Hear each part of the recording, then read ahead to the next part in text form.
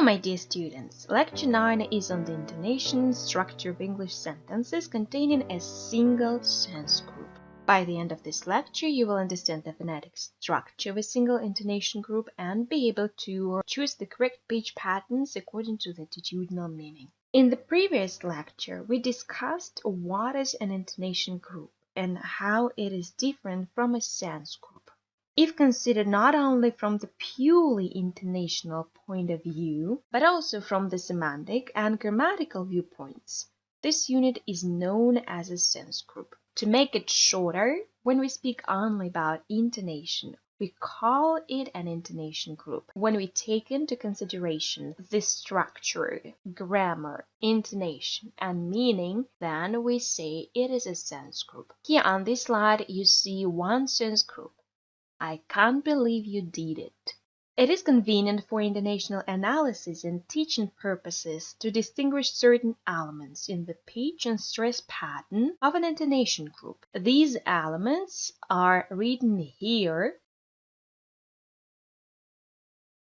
and they are marked in different colors. The most important of these elements, always present in an intonation group, is the nuclear tone. It is a marked change of pitch which occurs on the final stress syllable in neutral sentences, if we apply no logical stress.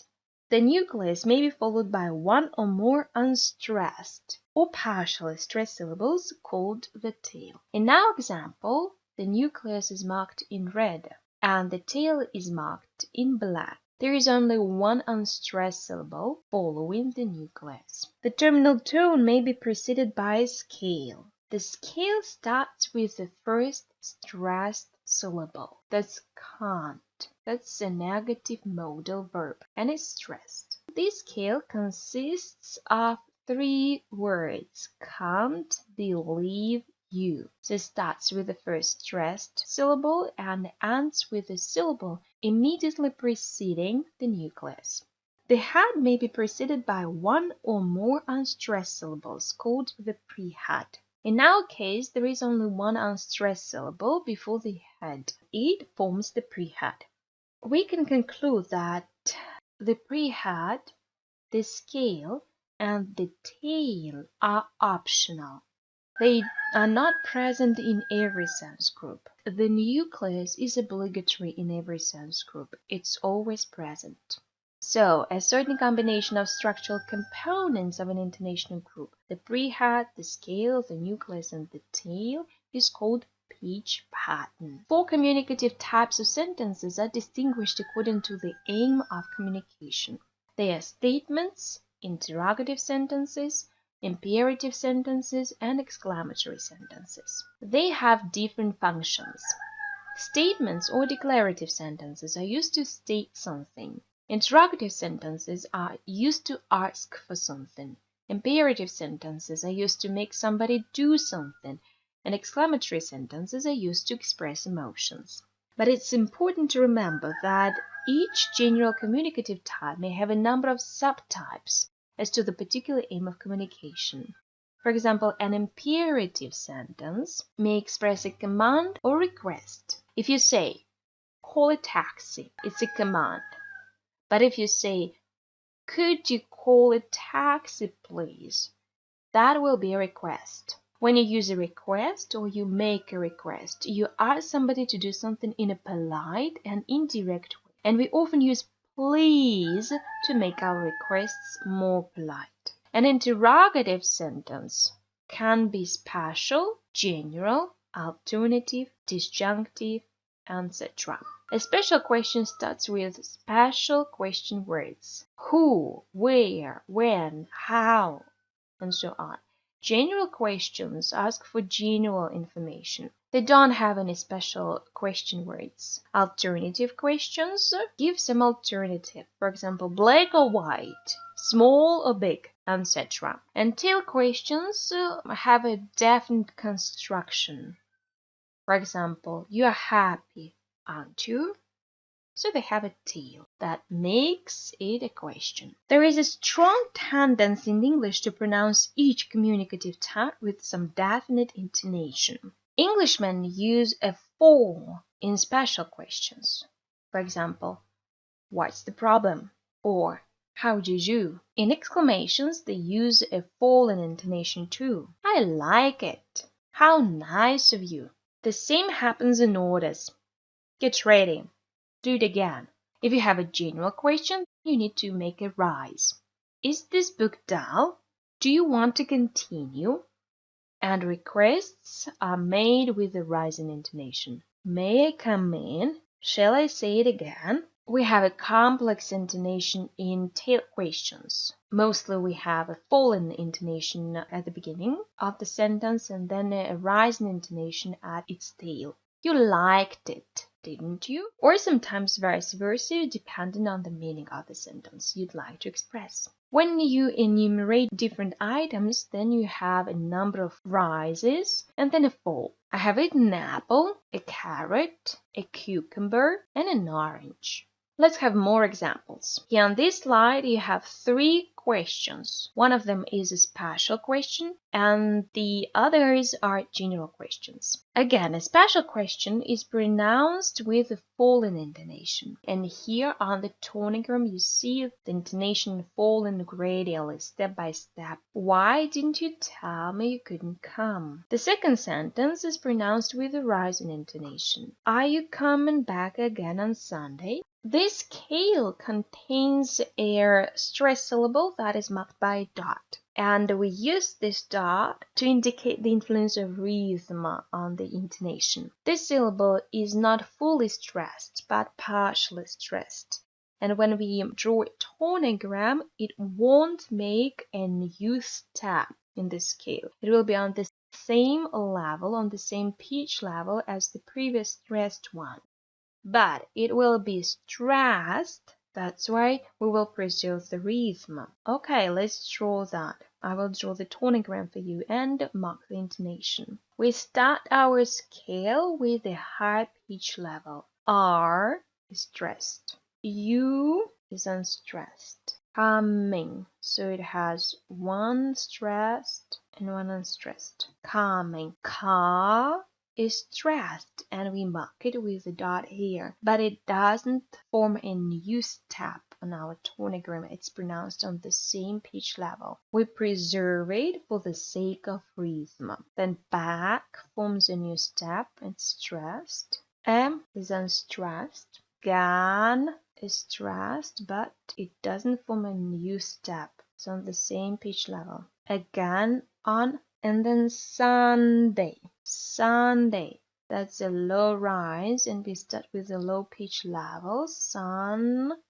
Please remember, if you have an unstressed or stressed syllables after the nucleus that bears a rising tone, you don't need to draw an upward curve, but you need to draw stressed or unstressed syllables in the same direction instead. So Sunday has one stressed syllable and one unstressed syllable. Sun is placed on the low pitch level, and then day is placed on the pitch that a little bit high because you have a rising intonation, but you don't need to draw a curve. And let's pronounce the sentence. Are you coming back again on Sunday? That was very slow. Are you coming back again on Sunday? That was a bit fast.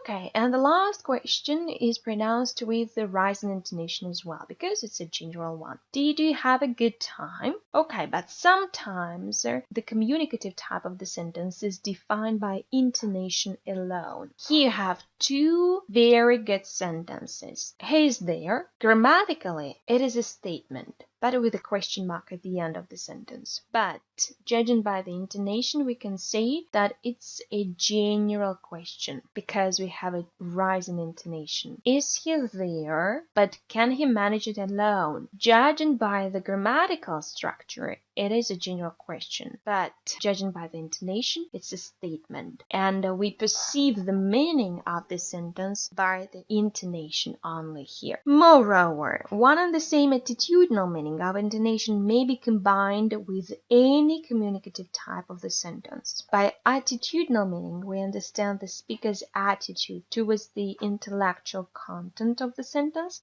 and the situation of reality it is used in, as well as the speaker. The attitudinal meaning may be divided into neutral and non-neutral. And non-neutral can be positive and negative. From now, I'm going to show you 10 frequently used tone groups in English. But in order to remember them better, I would like you to make some reminders. Please make or create 10 small cards. On one side, you will write the attitudinal meaning. On the other side, you will draw the phonetic means and examples. Okay, make a pause and create these 10 cards. Let's start with tone group number 1. Tone group number 1 has a reserved attitude. It expresses negative emotions and it has a negative emotional coloring. Statements sound dispassionate, special questions are flat and hostile, and general questions suggest the subject for discussion. Imperatives are cold and exclamations are calm. The phonetic means are the following.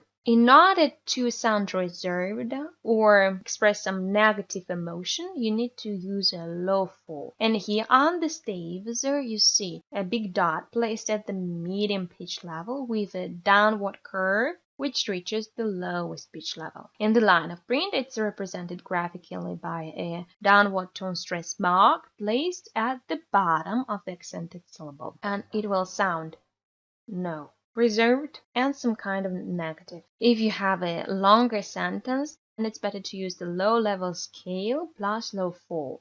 In English, we have different types of scales. I would like to familiarize you with the first type, low-level scale.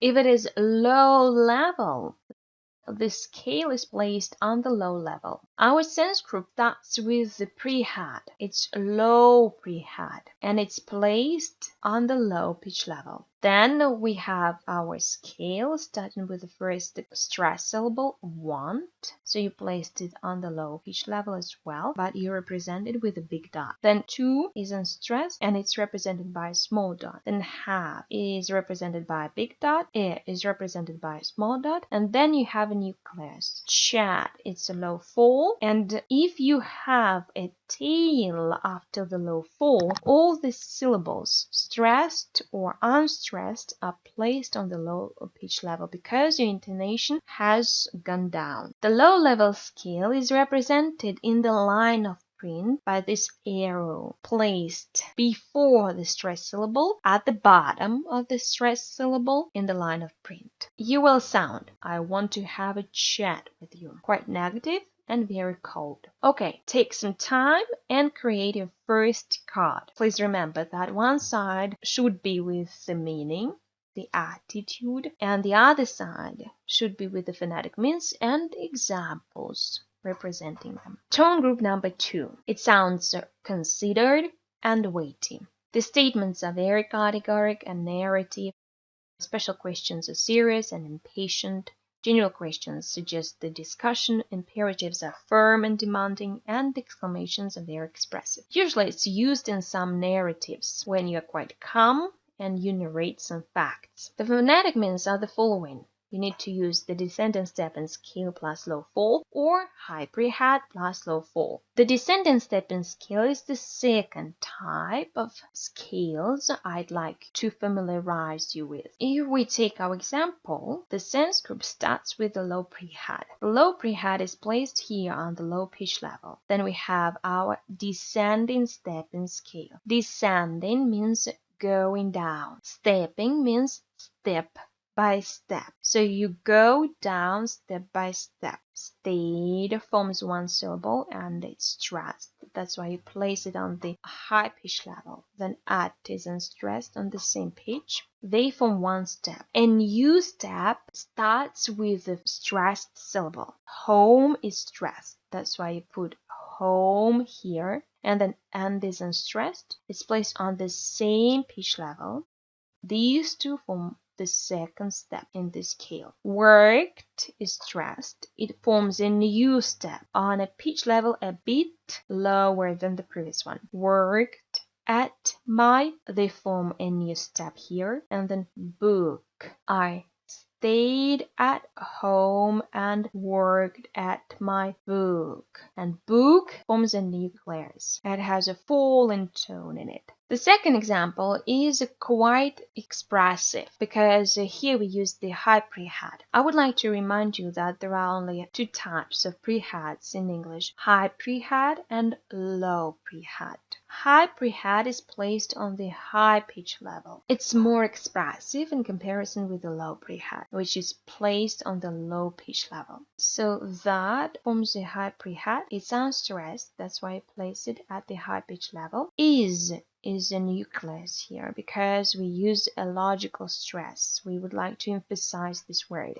We use the low fall, that's why we draw a big dot on the medium pitch level with a downward curve, which reaches the lowest pitch level. Good of you form a tail of this sense group. It consists of one stressed syllable and two unstressed ones. All of them are placed on the low pitch level because the intonation in the nucleus has gone down. Okay, make a pause and draw your second tone group and create your second card with the description of the second tone group. Tone group number 3. It expresses personal concern, surprise, and some kind of angry protest. Statements sound warm and protesting. Special questions are lovely and displeased. General questions express some surprise and they suggest some discussion. Imperatives are warm and critical, and exclamations are less weighty than in tone group 2. I would like to underline that tone group 3 is quite emotional. The phonetic means are the following. You need to use high fall or ascendant stepping scale plus high fall. In the first example, we use only high fall because this sense group has only a nucleus. No. So it's quite emotional. In the line of print, it's represented by a downward tone stress mark here, placed at the top of the accented syllable in the line of print. And here on the staves, we have a big dot placed at the highest pitch level with a downward curve, which reaches the lowest pitch level. You can also use the ascending stepping scale. Ascending means going up. So you need to go gradually up and then reach the highest pitch level and use the high fall finally. Here we have an example that contains only one sense group. The sense group starts with the low prehead it's. And then we have really as the head scale goes up gradually, reaching the highest pitch level. Or will be the nucleus and it carries the high fall. Possible day. We have 3 more syllables and they form a tail. And as the intonation has fallen down, the tail is placed on the low pitch level. Okay, take your time and create the third card with the description of the third tone group. Tone group 4. It sounds interested and warm, and it's usually used in conversations. It can remind your tone group 2, but this one is more conversational. It's more businesslike. It's with some positive attitude and mild surprise. The following phonetic means are used here. First of all, you can use the descending stepping scale you're familiar with, plus high fall. Here we have an example. It starts with the low prehead placed at the low pitch level. Then our scale starts with the first stress syllable. Do, there, they form one step. Same for form the second step. And then our nucleus all. Again, we apply a logical stress here. That's why we stress all, because it's very important in our context. And my guests form a tail. And they are placed on the low pitch level because we have high fall in our nucleus. I will pronounce this sentence for you. I do the same for all my guests. So it's warmer, it's more conversational in comparison with number 2. In the second example, you use a number of falls plus high fall. I'm afraid it's rather difficult.